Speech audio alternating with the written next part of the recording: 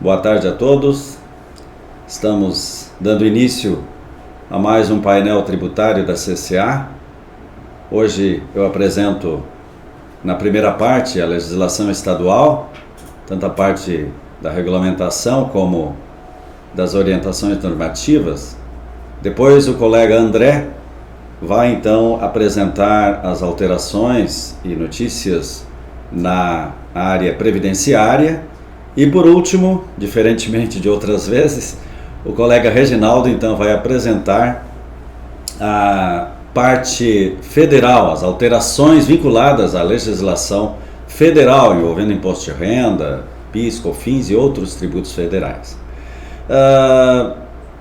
Na minha parte, que é a parte estadual, tivemos inicialmente a publicação de um convênio número 110, ele é, na verdade, uma republicação, porque é o convênio 110 de 2007, então foi republicado agora dia 30 de março de 2021, dispondo sobre o regime de substituição tributária de ICMS devido nas operações com combustíveis, lubrificantes, produtos então relacionados a estes segmentos, de acordo com o anexo 7 do convênio 142 de 2018, que é aquele convênio que regula as regras, ou traz as regras de substituição tributária em nível nacional. Todos os estados obedecem este convênio 142 de 2018, tá? Estabelecendo então os procedimentos então para o controle, apuração, repasse, dedução, ressarcimento, complemento do imposto. Então, em função exatamente desta nova sistemática de ajuste do imposto de substituição tributária, houve a necessidade de fazer essa republicação do convênio, que era lá de 2007, trazendo estas alterações inseridas, né? Depois tivemos uma publicação de um decreto estadual 55.807, tratando de veículos novos, né, faturamento direto ao consumidor. Ele acrescenta percentuais a serem observados, então, na aplicação sobre o valor do faturamento direto ao consumidor para a obtenção da base de cálculo do ICMS. Então, sempre que ocorrer operações, né, com estes contribuintes, né, com estes destinatários, na hipótese de operação interestadual com veículos novos, promovido por indústria ou importador, que trata desta modalidade de recolhimento do imposto, convalidando inclusive os procedimentos já adotados no período de 5 de julho de 2018 até 29 de dezembro de 2020. Depois tivemos a publicação de mais um decreto, decreto 55.810, também do dia 30 de março, e promovendo alterações então no cadastro de inscrição do contribuinte, o CGCTE, Cadastro Geral de Contribuintes de Tributos Estaduais. Exigências formais, então, revogando a obrigatoriedade da inscrição, né, para a administradora de cartão de crédito, de shopping centers. Trata também da concessão de inscrição, ainda que haja pendência de documentação. Então, sempre há uma restrição, né, para a concessão por parte do Estado da inscrição quando há alguma pendência, então ele trata da concessão desta inscrição, ainda que haja essas pendências, ou seja, na situação que estamos vivendo, procurando então o Estado atender à necessidade dos contribuintes com dificuldades de obter a inscrição. Também promove então alterações nos dados cadastrais dos contribuintes, de alguns contribuintes, alterações quanto ao cadastro de contribuintes que tratam de cancelamento, baixa de ofício, regulamentação de outras situações de suspensão da inscrição.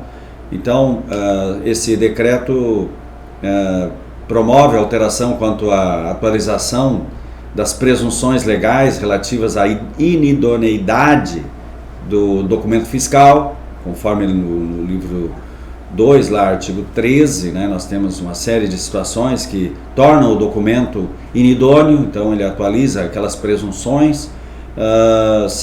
No caso de saída de aço, com destino a estabelecimento fabricante de sistemas de prédio de aço, estruturas metálicas, então ficou acrescentada, na casa, a hipótese de diferimento do ICMS. Com relação à nota fiscal eletrônica, a nota fiscal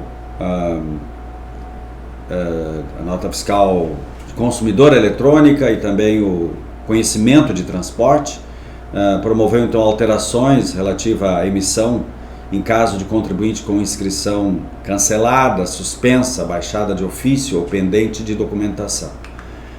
Crédito de ICMS relativo à aquisição de contribuinte optante pelo Simples Nacional, então trouxe uma atualização, um ajuste técnico, né, relativo à resolução do Conselho Geral do Simples Nacional. Também os estabelecimentos fabricantes de máquinas e equipamentos para a agricultura e pecuária e de equipamentos para irrigação agrícola que realizarem, no caso, o contorno viário do município de Horizontina, então trata também do crédito presumido para estas operações mediante termo de acordo. Então estas as alterações trazidas pelo mencionado decreto.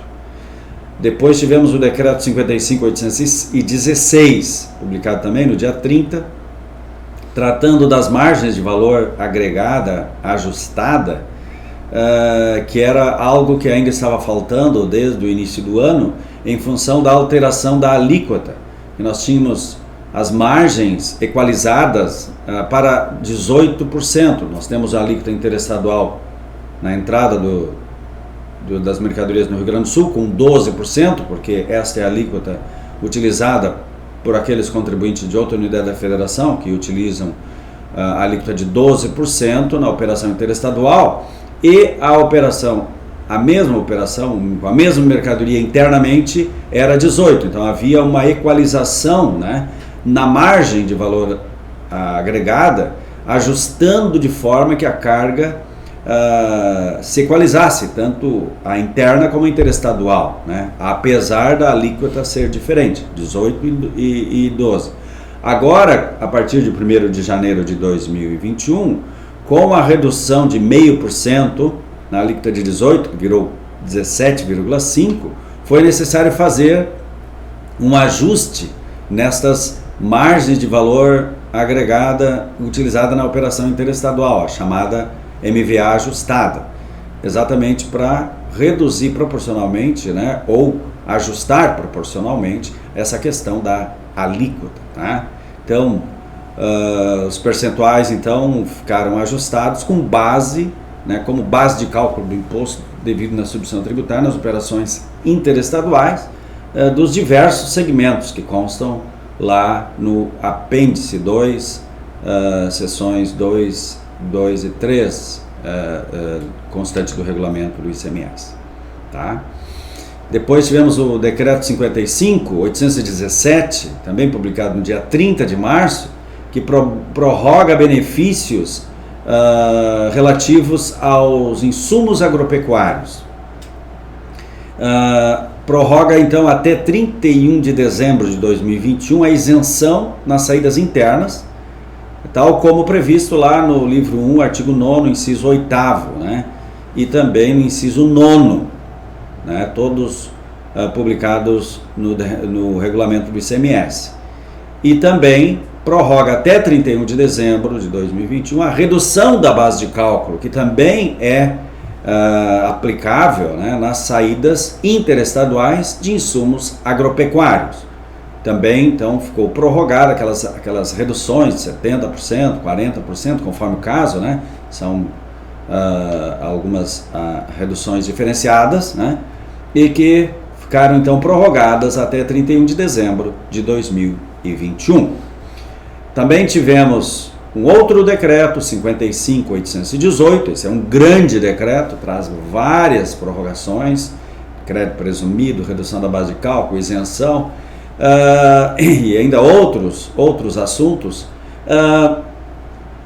também esse decreto foi publicado também no dia 30 de março de 2021 e prorroga até 31 de dezembro de 2022, portanto até o final do ano que vem, os créditos presumidos de ICMS previstos nas saídas de centro de distribuição pertencente à usina produtora que industrializem bobinas de aço, chapas de aço, e além de adquirentes que como saídas de tubos de aço sem costura, de produção própria, por centro de distribuição pertencente à empresa industrial, no caso também está beneficiado com o mesmo crédito presumido e também então fica prorrogado até 31 de dezembro de 2021. Mas esta alteração tem efeito a partir de 1º de julho de 2021, pois até lá ainda permanece a regra anterior. Então, nós temos ainda nesse decreto 55.818, depois ele prorroga até 31 de março de 2022. Então, veja, o anterior até 31 de dezembro de 2022, agora temos até 31 de março de 2022. Então, é importante os contribuintes observarem os prazos que estão estabelecidos, os termos finais desses prazos, porque não são todos até 31 de dezembro de 2022, não são todos até 31 de dezembro de 2021, né? Tem vários prazos, então, conforme a situação, tem que se observar especificamente aquele prazo. Então, para as empresas prestadoras de serviços de telecomunicações, né? Então, os créditos presumidos terão então sua validade até 31 de março de 2022. Aos contribuintes que destinarem valores ao aparelhamento da segurança pública estadual, né, aquele benefício da segurança pública, o PSEG, chamado PSEG, lá do artigo 32, inciso 179, tá, que foi implementado ano passado, então também tem a sua prorrogação até 31 de março de 2022. Também o crédito presumido às empresas que financiarem projetos culturais, o Procultura, também até 31 de março de 2022. Aos contribuintes que financiarem, então, o Prosocial, da mesma forma, o Proesporte, da mesma forma, até 31 de março de 2022. Quanto às isenções, o decreto 55.818 também trouxe prorrogação até 31 de março de 2022 também, nas saídas promovidas por produtor de bulbos de cebola, tá? Pós-larva de camarão, óleo lubrificante contaminado ou usado ou contaminado, saída de mercadoria decorrente de doação ao governo para distribuição gratuita a pessoa necessitada, vítimas de catástrofe, bem como as prestações de serviços dessas mercadorias também, que também tem o mesmo benefício de isenção. Recebimentos de mercadorias por importação do exterior, né, a serem utilizadas no processo de fracionamento e industrialização de componentes e derivados do sangue ou em suas embalagens, acondicionado para reacondicionamento ou reacondicionamento. Então, também permanece com esta isenção até 31 de março de 2022. Nas saídas também com destino a instituições públicas, né, ou entidades sem fins lucrativos vinculadas ao programa de recuperação de portador de deficiência. Nas saídas também internas, referente a doações de mercadoria à Secretaria da Educação, para distribuição também por doação à rede de ensino. Nos recebimentos de equipamentos e acessórios portados do exterior por instituições públicas também. Depois, saídas internas de veículos automotores também, máquinas, equipamentos, quando adquiridos ou importados pelo Corpo de Bombeiro. Operações destinadas a programa de fortalecimento e modernização da área fiscal do Estado. Também automóveis novos e passageiros quando destinado a motorista profissional, no caso os taxistas. nas operações com preservativos, contribuintes do projeto integrado de exploração agropecuária, agroindustrial, também do estado de Roraima, também tem o benefício da isenção até 31 de março de 2022. Operações com bens do ativo mobilizado de uso, consumo e com animais relativo às operações com a Embrapa, e também nas saídas de mercadorias com as respectivas prestações de serviço em decorrência de doação para assistência às vítimas de situação de seca, lá na abrangência da Sudene, também nos recebimentos por importação do exterior pela Fundação Nacional da Saúde, equipamentos e insumos destinados à prestação de serviço de saúde, operações com os medicamentos previstos lá no artigo 9º, inciso 115, os fármacos e medicamentos destinados a órgãos da administração pública, direta e indireta, federal, estadual, municipal e as suas fundações, nas saídas também de mercadorias com relativas às prestações de serviços, em decorrência de doação destinada ao atendimento do programa Fome Zero, também, até 31 de março de 2022, nos recebimentos de importação de bens para o ativo mobilizado relativo ao reporto, saídas de sanduíche Big Mac durante o evento Mac Dia Feliz, saídas internas de bens destinado a integrar o ativo mobilizado das empresas beneficiadas pelo reporto, operações de circulação de mercadorias caracterizadas pela emissão e negociação de certificado de depósito agropecuário, CDA, né, nos mercados de bolsa e de balcão com ativos financeiros, nas operações com cimento asfáltico de petróleo, nos recebimentos de bens para ativo mobilizado de empresa portuária relativa ao diferencial de alíquota, nos recebimentos decorrentes de importação do exterior de máquinas, equipamentos, partes e acessórios destinados à empresa de radiodifusão, nas saídas para órgãos públicos de administração direta, suas autarquias e fundações, de reagente para diagnósticos de doença de Chagas, nas saídas de partes e peças defeituosas substituídas em virtude de garantia promovida por estabelecimento da rede de comercialização de produtos aeronáuticos ou por oficinas reparadoras ou de conserto e manutenção de aeronaves destinadas ao fabricante, também permanecem com a isenção até 31 de março de 2022, as saídas de partes e peças novas em substituição às defeituosas a serem aplicadas em aeronaves, em virtude de garantia promovida pelo fabricante, também no fornecimento pela União dos Escoteiros do Brasil, de materiais e equipamentos de uso de escoteiro diretamente aos seus associados, nas operações com medicamentos destinados ao tratamento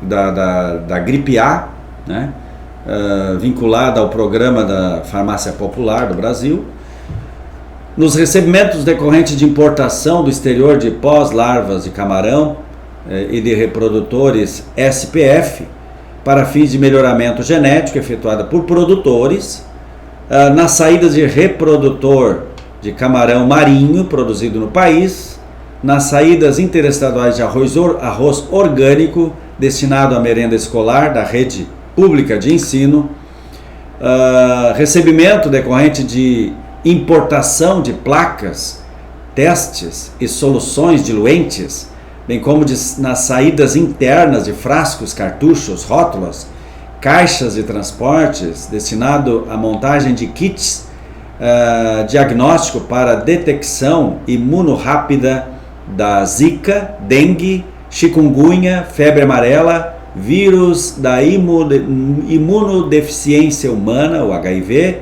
hepatite B, hepatite C, sífilis.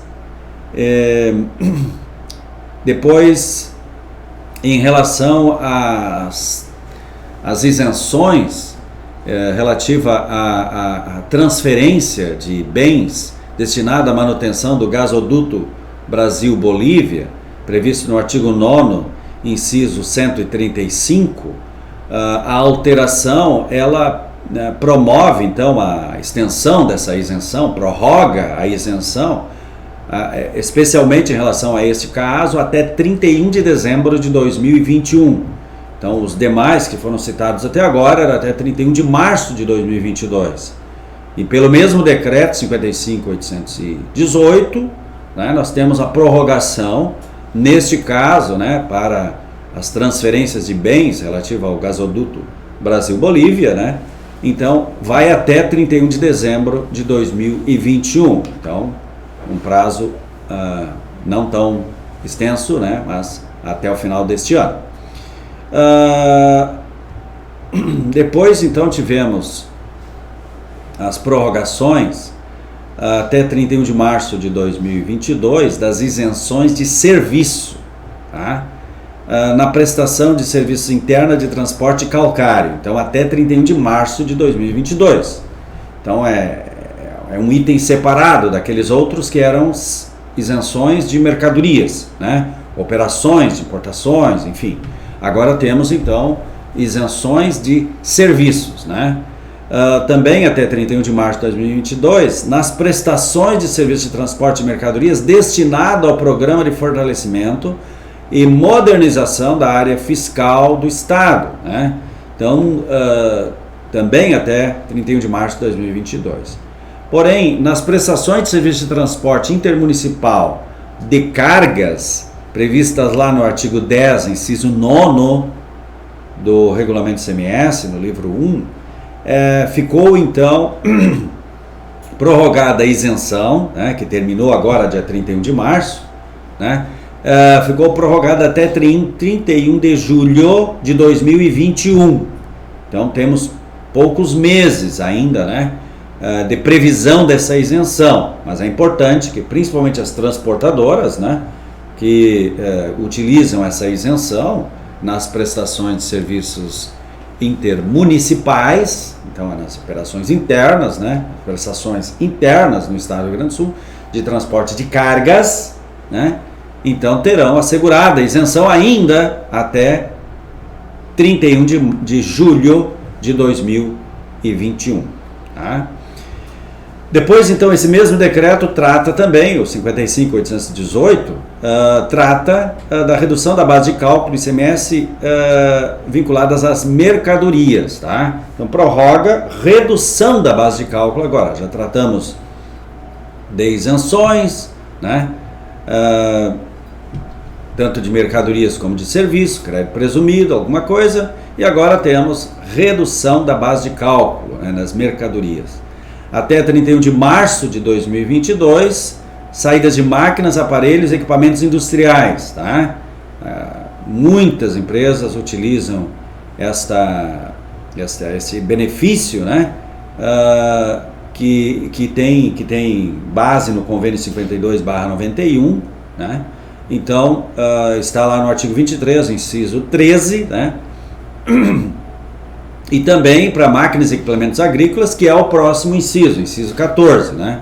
E a relação destes bens, né, beneficiados por esta redução da base de cálculo constam então dos apêndices 10 e 11 do regulamento do ICMS. Tá? Então, ainda até 31 de março de 2022, nas operações internas com ferros e aços planos, né? Lá do artigo 23, inciso 17. Tá? Então, nas saídas de pedra britada e de mão, então as pedreiras, então, né, devem observar também esse prazo até 31 de março de 2022, né, para a redução da base de cálculo, que ela cai, né, para 12%, nas saídas internas. Veja só, é importante que você observe que é somente nas saídas internas, tá? De pedra britada, né, e de mão, ou seja, a brita, então comumente conhecida, né, na área de construção civil, construção de estradas, né, tem essa redução que cai. Antes caía de 18 para 12, né? Agora cai de 17,5 para 12. É uma redução que está prevista lá, tem que se observar exatamente o percentual que consta na legislação a respeito. Tá? Também, ainda até 31 de março de 2022, nas operações realizadas pelo estabelecimento industrial fabricante de veículos militares, peças e acessórios com destino ao Ministério da Defesa e aos seus órgãos. Né? Nas saídas também que estão previstas lá no artigo 23, inciso 68. Também até o dia 31 de março de 2022, nas saídas de alho promovida por produtor rural. Tá? Então, estas digamos assim, as saídas com redução da base de cálculo até 31 de março de 2022. Depois teve uma alteração que prorroga somente até 31 de dezembro de 2021, no mesmo decreto ainda, né?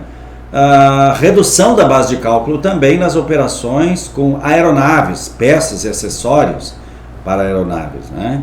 Saídas interestaduais promovidas por estabelecimento fabricante ou importador de veículos, máquinas e aparelhos e chassis, prevista no artigo 23, inciso 32 do regulamento do ICMS também. E também o mesmo decreto 55.818 prorroga até 31 de março de 2022, então observem que hora vai a 31 de dezembro de 2022, daqui a pouco está em 31 de março de 2022, daqui a pouco está em 31 de dezembro de 2022, já chegamos até 31 de julho de 2021, dezembro de 2021. Agora nós temos então, voltando para 31 de março de 2022, a prorrogação da redução da base de cálculo nas prestações de serviço de transporte intermunicipal de pessoas, passageiros ou não, exceto o aéreo. Então, para serviço de transporte de cargas, nós temos aquele limite previsto lá até 31 de julho de 2021. Agora aqui para prestação de serviço de transporte intermunicipal de pessoas, passageiros ou não, exceto aéreo, vai até 31 de março de 2022. Então, com relação às prorrogações, né,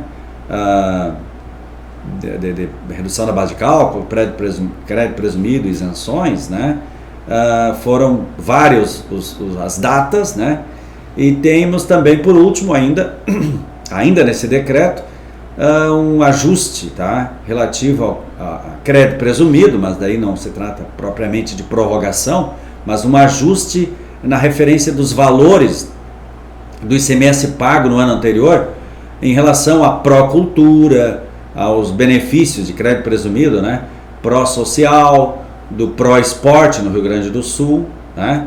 Então, para suprir uma lacuna em relação à sequência relacionada aos créditos presumidos para empresas que financiarem projetos culturais, né, projetos de assistência social e projetos esportivos. Então, esse decreto publicou essas 3 tabelas novamente, né, para que os contribuintes tomem conhecimento dos ajustes que foram feitos em relação à referência dos valores pagos no ano anterior.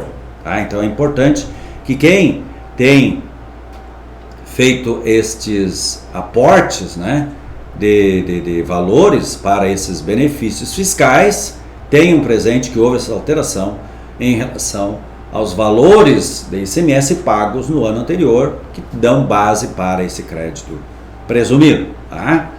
E esta alteração, ela retroage os seus efeitos a 1º de maio de 2020. Então é importante que se verifique, né, os efeitos retroativos a estas alterações dessas 3 tabelas que foram publicadas no final do decreto 55.818.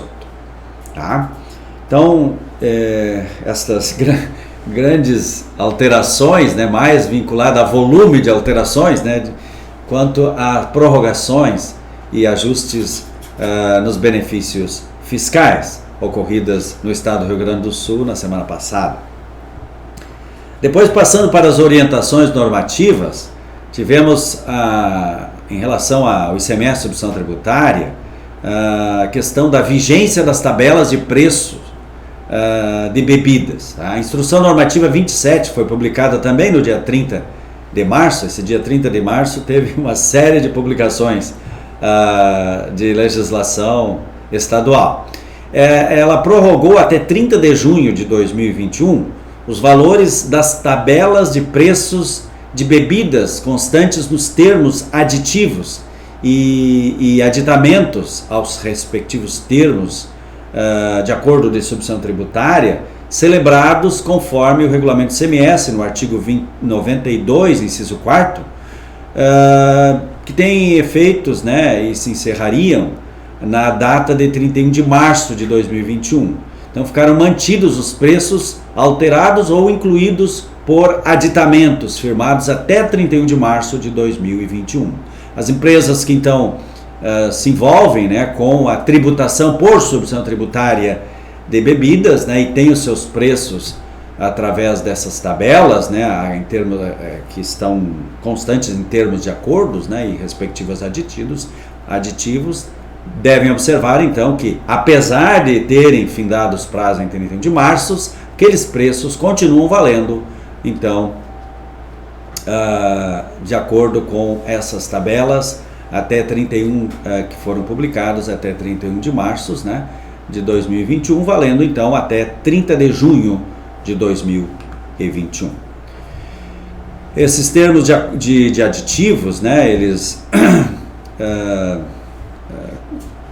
têm então alterado então prazo de vigência, né, a partir de 1º de abril de 2021, produzindo efeito então na data constante do termo de aditivo, quanto à inclusão de valores nas tabelas, que pode ocorrer inclusão de tabelas, então a partir de 1º de abril, vale de acordo com aquilo que ficou definido nas respectivas inclusões, e a partir de 1º de julho de 2021, quanto às alterações de valores das tabelas de preços, conforme a Instrução Normativa 45, título 1, capítulo 9, seção 13, item 13.4.1. Depois tivemos a publicação da Instrução Normativa 28, agora no dia 1º de abril de 2021. Essa Instrução Normativa publica valores, ou atualiza valores em reais, da taxa de serviços diversos, né? É uma série de serviços que são taxados pelo Estado, né? Detran, enfim, outros, a Junta Comercial, por exemplo, né?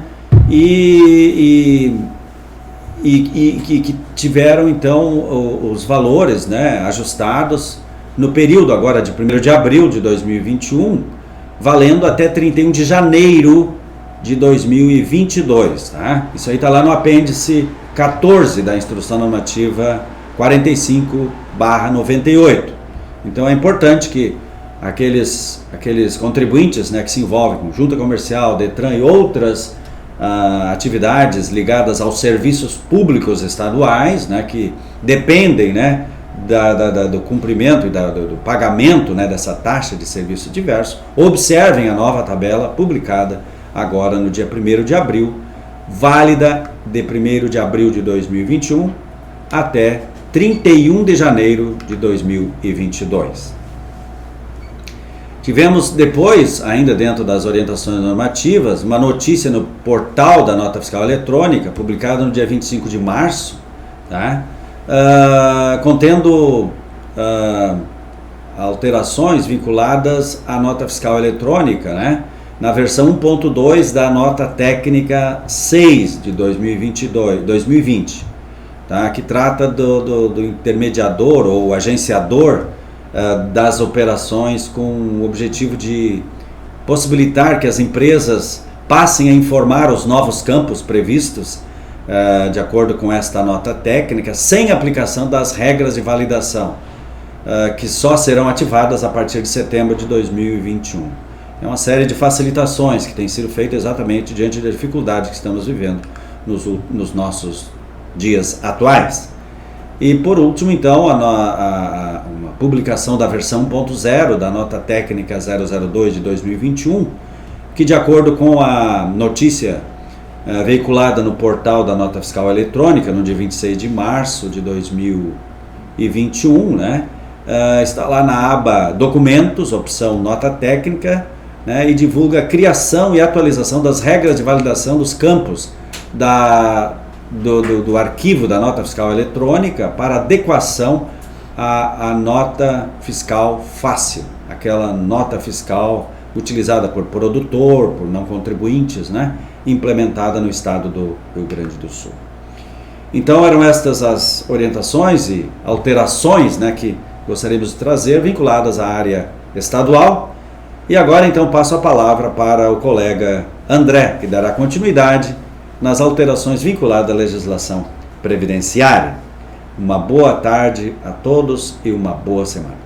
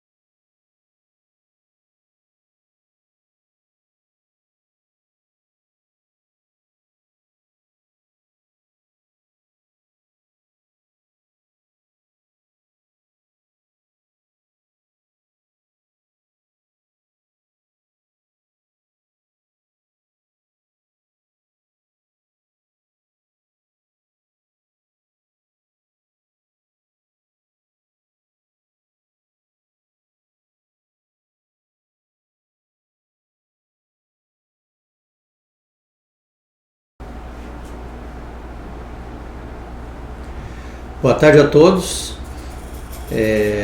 Em relação à legislação previdenciária, folha de pagamento, o que nós tivemos aí de novidade na semana passada?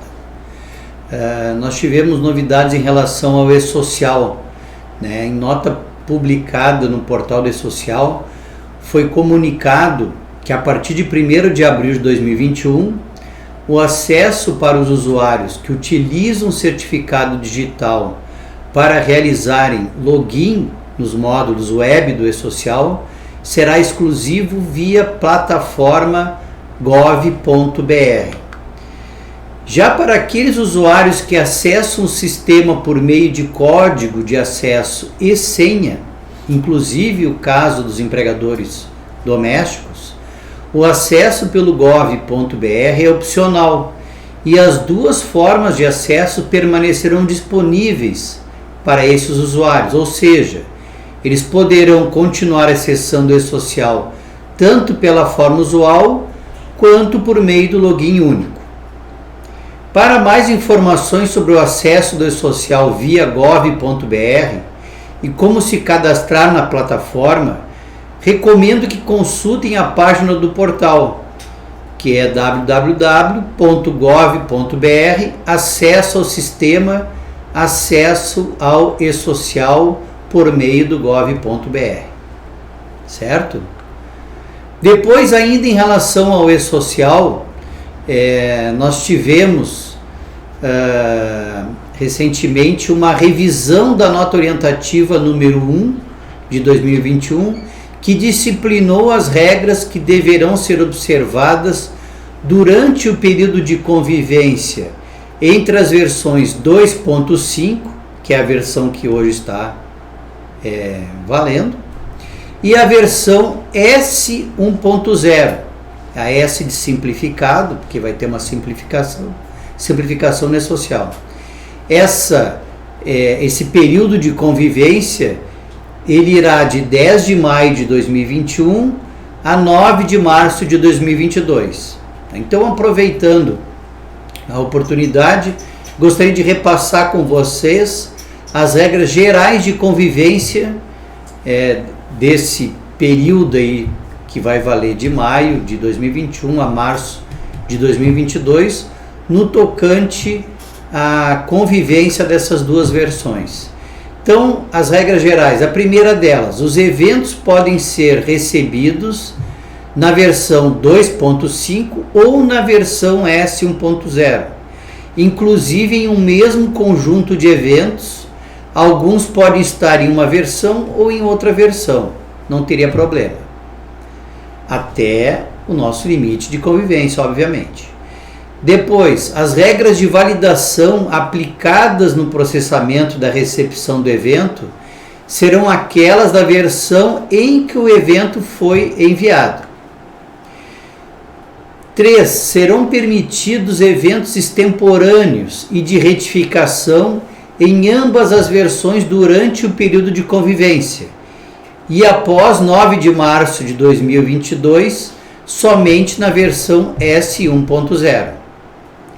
E os eventos S3000 serão permitidos em ambas as versões durante o período de convivência e somente na versão S1.0 após o período de convivência. E a partir de 10 de maio de 2021, agora em maio, daqui pouco mais de um mês, as tabelas do social vigentes relacionadas ao anexo 1 do layout serão as da versão S1.0, independentemente da versão do evento transmitido. Tá? Então, eu fiz questão de recapitular com você essas regras gerais, porque algumas já são aplicadas agora a partir de maio de 2021. Agora, deixando um pouco de lado o social, vamos falar de INSS. Nós tivemos uma novidade na semana passada, que foi a criação de novos códigos de arrecadação em DARF para recolhimento de contribuições previdenciárias parceladas por empresas em processo de recuperação judicial. Então foram criados alguns códigos, eu vou destacar para vocês quais são esses códigos e em que situações eles são aplicados. Então nós tivemos a criação do Código de Arrecadação 5947, que será utilizado para pagamento de parcelas de parcelamento de débitos não previdenciários recolhíveis originalmente em DARF em até 120 parcelas ou até 84 parcelas com utilização de prejuízos fiscais e base de cálculo negativa da contribuição social sobre o lucro líquido.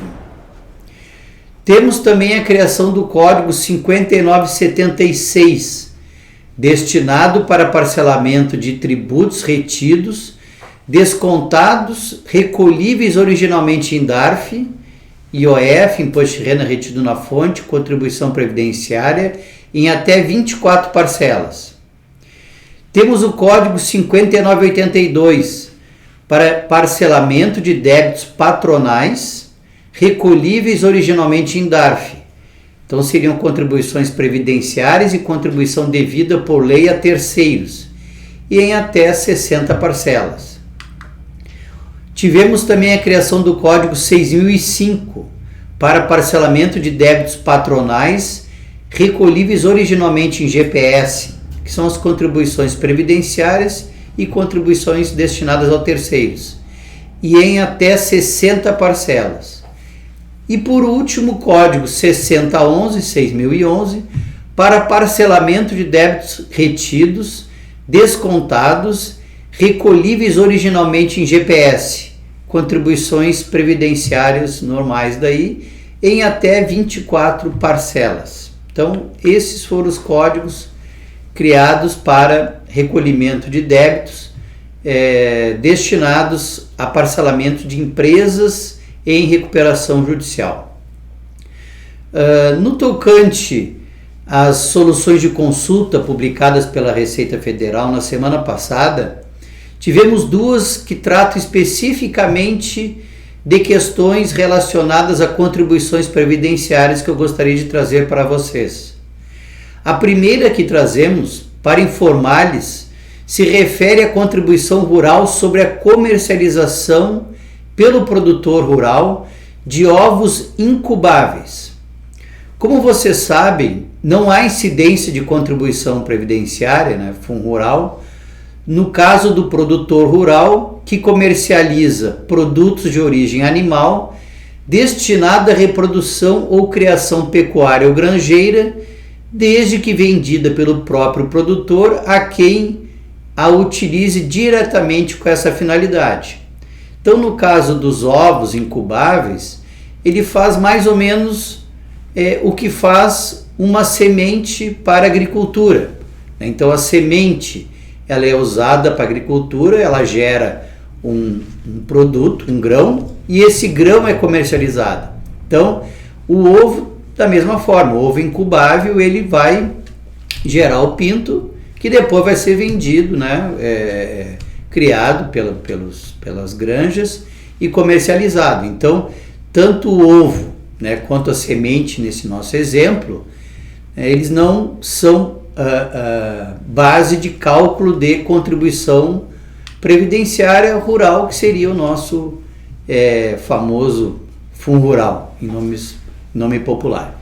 Então, segundo a solução de consulta 46, essa que foi publicada, essa previsão de isenção também se aplica à comercialização de ovos incubáveis. Significa que não se aplica à venda de ovos não incubáveis, que é o caso do ovo vendido para consumo. Então, o ovo que é vendido em mercados, esse é um ovo que não é incubado. Ele não é um ovo que vai gerar um pinto que depois vai ser criado e vendido como uma ave. Então, esse ovo que é comercializado para consumo humano, ele é um ovo que no momento da sua venda será base de cálculo de contribuição previdenciária. Caso o produtor tenha optado pelo Fundo Rural, vai pagar o Fundo Rural, ou no caso de ter optado pela folha de pagamento, vai pagar apenas o Senar. No caso, é importante lembrar, né, que esses ovos, essa venda dos ovos, tanto no caso de ovos para consumo, quanto no caso de ovos para incubação, destinado à incubação, segue devida a contribuição ao Senar. A outra solução de consulta que nós tivemos na semana passada diz respeito à contribuição previdenciária sobre a receita bruta, a nossa CPRB.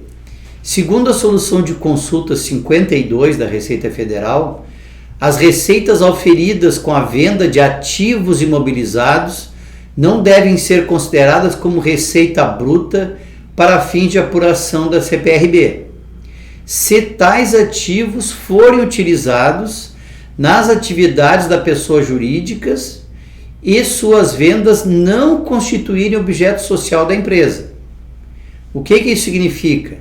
Que as empresas cuja atividade é a comercialização de imóveis, que tiverem optado pela desoneração da folha de salários, deverão pagar a CPRB sobre a receita obtida na venda desses imóveis, que deverão estar classificados no seu ativo circulante, certo? Então, no caso das empresas que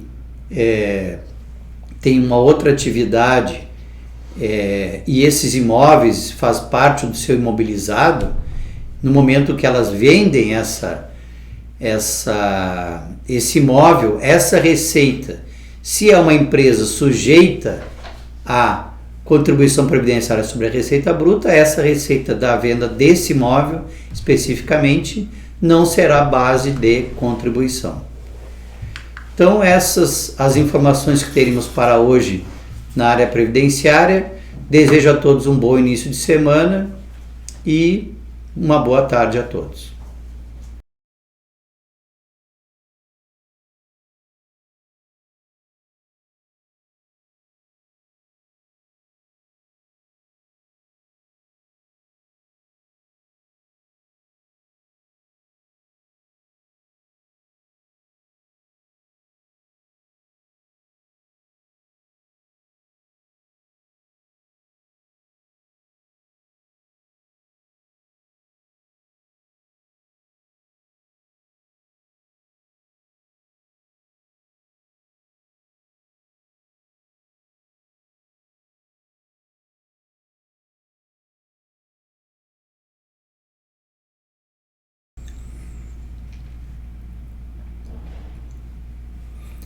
Pois bem, boa tarde a todos. Vamos tratar agora do último bloco da live de hoje, com relação à legislação federal. O primeiro assunto que a gente traz diz respeito a uma consulta que a gente recebeu na parte de declaração de espólio. Na semana passada, para quem assistiu, nós fizemos uma apresentação sobre os tipos de declarações de espólio, né?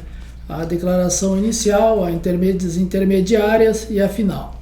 E durante a semana nós recebemos uma consulta sobre como declarar o valor dos bens que são transferidos para os herdeiros e para a meeira ou meeiro na declaração final de espólio. Qual o critério de atribuição dos valores e quais os reflexos? Bom, a legislação ela estabelece duas formas de transferir os bens e direitos para os herdeiros e para a meeira. O contribuinte, no caso, o contribuinte aqui seria o espólio, né? Representado pelo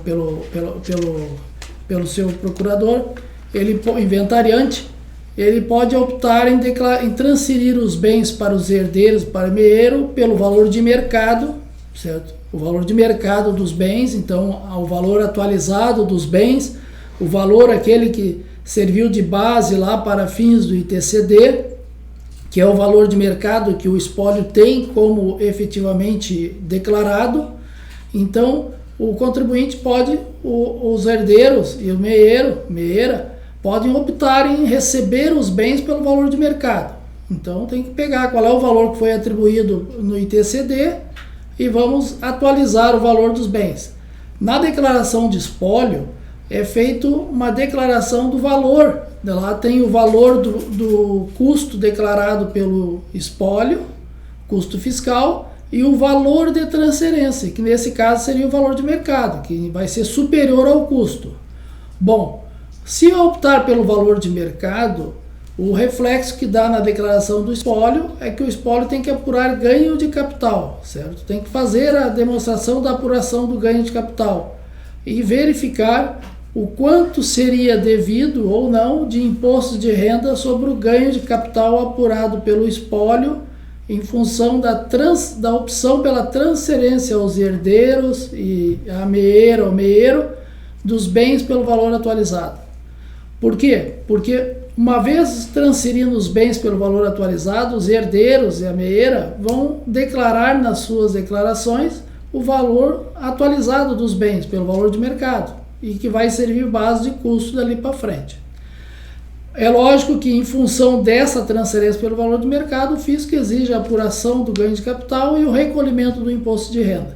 O imposto de renda sobre o ganho de capital, como eu já tinha falado na semana passada, ela se dá até o último dia útil da entrega da declaração de imposto de renda final do espólio. Então, o prazo de entrega da declaração final do espólio, nesse momento, ainda é 30 de abril de 2021, relativo a 2020.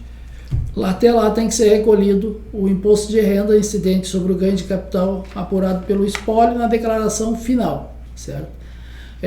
Se o espólio alienar o bem antes do encerramento, a apuração do ganho de capital é normal e o recolhimento do imposto de renda é no mês seguinte ao do recebimento do preço. A outra forma de transferir os bens para os herdeiros, para a meeira ou meeiro, seria pelo valor, o custo fiscal declarado na última declaração de bens do decujus. Então, é o custo fiscal. Nesse caso aqui, por óbvio, como se vai transferir pelo mesmo custo fiscal que o espólio vinha declarando, não vai haver a obrigatoriedade de preenchimento de ganho de capital, porque não vai ter ganho de capital a ser apurado, porque o valor de transferência é o mesmo do custo. Por óbvio, não tem ganho para o espólio. Só que nesse caso de transferência pelo valor da última declaração do decujo, o que os contribuintes, aí, o inventariante, que é o responsável pelo espólio, juntamente com os herdeiros ou com a meeira ou meeiro sobrevivente, o que tem que analisarem para tomar essa decisão de transferir pelo valor da última declaração? Por um lado, não vão pagar nada de imposto, mas existe um reflexo fiscal, que é a perda dos incentivos fiscais pelo tempo de permanência dos bens na declaração do espólio, especificamente com relação aos bens imóveis. Então, como todos que militam na área sabem, a alienação de bens imóveis, o contribuinte ele tem uma redução do ganho de capital, uma isenção a cada mês que ele permanece com um bem em sua propriedade. Então, por exemplo, um imóvel que está há 15, 20 anos, a alíquota, o lucro, ele sofre uma redução lá de 20, 30, 40%. Então, há uma redução, uma isenção daquele ganho. Ao ser transferido para os herdeiros e para a meeira, pelo mesmo custo de declaração, todo aquele benefício de redução de lucro que o espólio teria vai ser perdido, porque quando os herdeiros e o meeiro, ao receberem os bens pelo inventário, eles vão começar a ter uma nova contagem de prazo, então vai ser uma aquisição nova para eles. Então o que sempre se recomenda? O que se recomenda é que antes da tomada da decisão sejam feitos todos os cálculos, né? Quanto seria devido de imposto de renda se o bem fosse transferido a valor de mercado? Quanto que o espólio teria que pagar? E qual é a redução ao valor da atualização dos bens do espólio para os herdeiros fazendo pelo valor de mercado?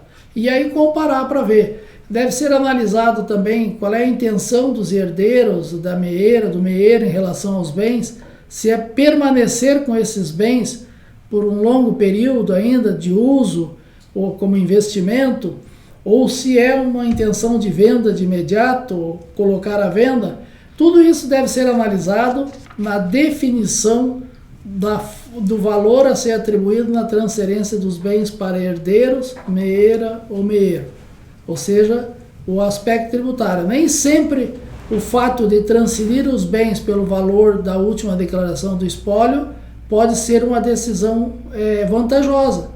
Vamos tomar, por exemplo, muitas vezes um bem que o espólio tinha adquirido há mais de 30 anos, onde a redução do imposto seria superior a 60%, 70%, ao transferir esse bem pelo valor de declaração, toda essa redução vai ser perdida. E se a intenção for venda logo ali na frente, vão pagar 15%, ou 17,5%, ou 19% sobre um valor alto que poderia ter um benefício de atualização do preço, pagando uma carga tributária bem menor. Então esse é o recado que a gente dá em função dessa consulta. Trazemos esse assunto, como é época de imposto de renda à pessoa física, para que quem está com essa incumbência de fazer declaração final de espólio faça uma análise prévia de como fazer a transferência. Depois, a próxima matéria que nós trazemos aí, o André, na área previdenciária, já falou sobre código de recolhimento nas empresas de parcelamento de recuperação judicial, e ele traz essa matéria em função de uma instrução normativa 2017 de 30 de março de 2021, que alterou a instrução a 1891 de 2019, que trata do parcelamento ordinário. Em função da derrubada do veto da lei que tratava sobre o reparcelamento de recuperação judicial com aproveitamento e prejuízo, foi derrubado o veto. Então agora as empresas em recuperação judicial, elas podem sim, ao renegociar as suas dívidas com a União, Receita, Procuradoria, elas podem fazer uso de parte dos prejuízos e da base negativa para abater os seus débitos tributários. Então, essa instrução normativa 2017, ela veio só regulamentar essa parte. Então, ela fez uma alteração na instrução 1891 de 2019, que dispõe sobre parcelamento de débitos de empresas em recuperação judicial. Então, o débito tributário de responsabilidade das empresas ou sociedade empresária que tiver pleiteado e tiver deferido o processamento da recuperação judicial, poderá, mesmo débitos vencidos ou não, poderão ser parcelados com alguns benefícios. Então, o parcelamento ele poderá se dar, então, em até 120 prestações mensais, certo? Sendo que esses até 120 prestações mensais, com o pagamento da primeira parcela até a 12ª, de 0,5% da dívida consolidada, da 13ª parcela até a 24ª, com 0,6% da dívida consolidada, e da 25ª parcela até a 96ª, em 96 parcelas. Então, das 120 a 24, 12 5/10, mas outras 12 6/10, e as outras 96 parcelas, o saldo em 96 parcelas. Tá? Então, essa é uma forma de pagar as dívidas das empresas em recuperação judicial. E a segunda forma, a legislação estabelece que a empresa em recuperação judicial ela poderá pegar o seu débito consolidado e até 30% da dívida poderá ser paga mediante aproveitamento dos créditos de prejuízo fiscal e base negativa da contribuição social. E o saldo, os outros 70%, em 84 prestações. Então, o que significa? Que as empresas que estão em recuperação judicial e que têm prejuízos fiscais acumulados, base de cálculo negativa acumulada, podem usufruir desses prejuízos, dessa base negativa, para gerar um crédito fiscal que será utilizado para abater as suas dívidas tributárias, em até 30% da dívida consolidada. Aqui, quando se fala em até 30% da dívida consolidada, significa que podem ser pagas, inclusive, principal, multa, juros. Não há restrição sobre valores a ser compensados, se seria só de multa ou juro. Aqui é total, 30% da dívida consolidada pode ser paga com o uso dos créditos fiscal de prejuízo e da base negativa da contribuição social. E o cálculo, as parcelas aí, essas parcelas de 84 vezes, elas podem, da primeira parcela até a 12ª também é 0,5%, da 13ª até a 24ª é 0,6% também, e as outras 60 parcelas seria o saldo dividido em 60 parcelas. Com relação aos créditos fiscais, que seriam aproveitados para fins da amortização da dívida, dos 30% da dívida consolidada, o cálculo do crédito ele é feito na base de 25% sobre o montante do prejuízo fiscal. Então, todo prejuízo fiscal, independente do prejuízo fiscal operacional ou não operacional, atividade rural ou não, é 25% do prejuízo fiscal, que seria 15% da alíquota normal mais 10% do adicional. Aqui o legislador não faz nenhum regramento diferenciado, é 25%.